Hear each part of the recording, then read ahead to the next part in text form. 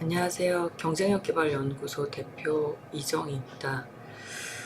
제가 오늘 여러분들께 말씀드리고 싶은 화두는 높은 이직률에 대한 해법이 있을까에 대한 부분입니다. 참고자료는 이 책, 최고의 팀은 무엇이 다른가, 여기에 에피소드가 하나 있어서 그 부분에 대한 것들을 좀 소개시켜 드리고 싶어요. 인도의 방갈로에 위치한 위프로라고 하는 콜센터의 사례입니다. 그 회사는 급여 수준도 되게 높고 구내 식당이나 출퇴근 서비스, 그 다음에 사회활동 등 복지도 굉장히 훌륭한 회사라고 소개를 하고 있어요. 근데 문제는 2000년대 후반부터 해결이 안 되는 문제가 있었는데, 그게 뭐냐면 이직률이었던 거예요. 직원들의 이직률. 전 직원의 50%에서 70%가 계속되고 퇴사를 하는 일들을 경험하고 있는 거죠. 퇴사자들한테 물어보면 딱히 이유를 알 수 없는, 대부분 회사를 그만둔 사람이 회사를 그만두는 이유를 솔직하게 이야기하지는 않잖아요. 그래서 이제 해법을 뭘로 찾았냐면, 인센티브를 높인다거나 또는 더 많은 급여를 주고 복지를 늘리고 인도에서 최고의 대우를 해준다라고 하는 거를 홍보를 한 거죠. 굉장히 상식적인 수준에서 진행한 거예요. 근데 이거에 대해서 위프로의 경영진은 세 사람의 실험자를 통해서 실험을 합니다. 그 사람이 누구냐면 브래들리 슈타츠, 프란체스코 지노, 다니엘 케이블이라는 사람이에요. 어떤 실험을 했냐면 A그룹, B그룹 신입사원들을 두 그룹으로 나눠서 한 그룹은 그냥 기본교육, 이전에 해왔던 방식대로 진행하고, 다른 한 그룹은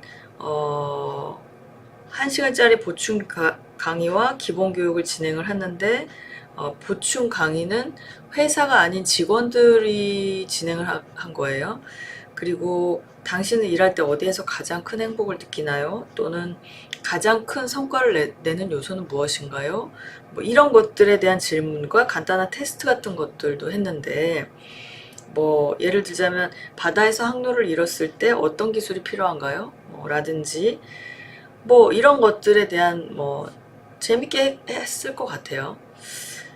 그리고 마지막에는 회사 이름과 그 입사한 직원의 이름이 나란히 들어간 스웨터를 전달을 한 겁니다. 사실 이런 실험을 통해서 이 슈타츠라는 사람이 많은 걸 기대하지는 않았던 것 같아요. 그래서 이 실험을 진행하면서 이제 추적을 계속했겠죠. 입사한 사람들을 통해서 이 사람이 얼마나 잔류율이 높은가, 이 사람이 소속감을 얼마나 많이 느끼나, 그 다음에 많은 성과를 내고 있나 등등에 대한 실험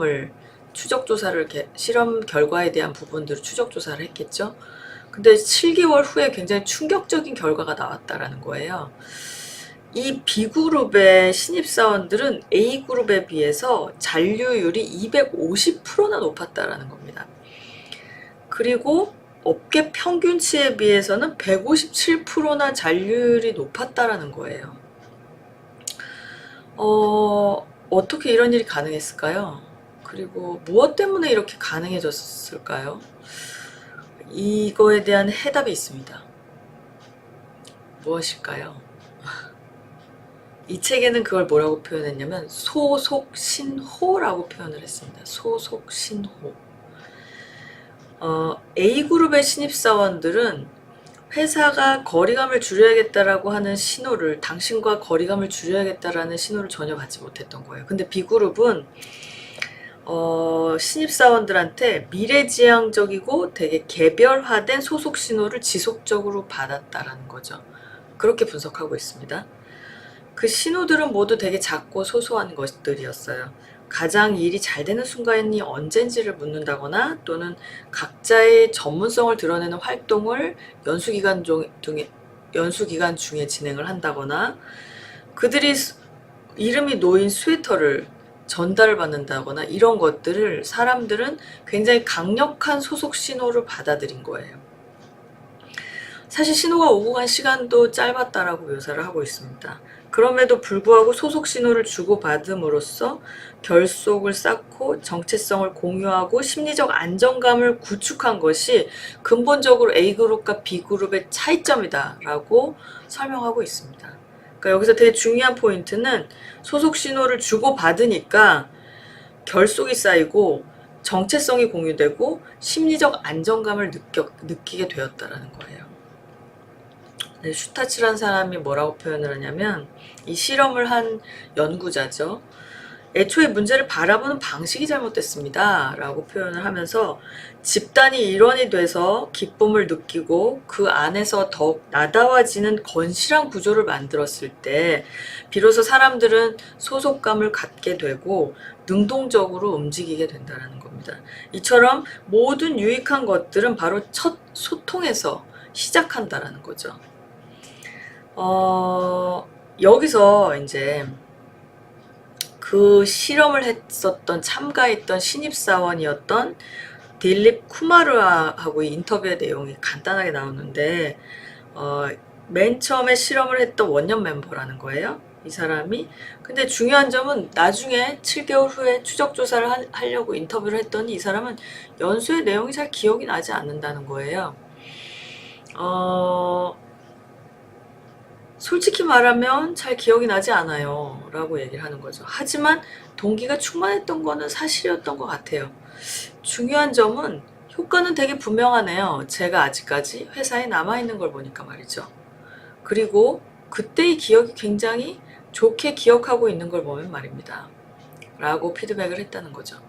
그러니까 첫 미팅, 첫 만남에 얼마나 소속 신호를 정확하게 전달하거나 또는 지속적으로 전달하거나 효과적으로 전달하는가가 이직률을 낮추는 굉장히 결정적인 요소였구나 라는 부분들을 이 책에서는 사례를 소개하고 있는 거죠. 만약에 병원이나 의원 같은 그냥 면접을 통해서 한 번 또는 아주 작은 기업들의 경우 면접을 한 번 하는 걸 통해서 고용을 해야 되는 상황이라고 하더라도 소속 신호를 전달할 수 있는 패키지 프로그램을 만들어서 그런 사람들의 이직률을 낮추는 여러 가지 방법들을 고안해낼 수는 있을 것 같다는 생각이 듭니다. 오늘은 여기까지 말씀드리겠습니다. 감사합니다.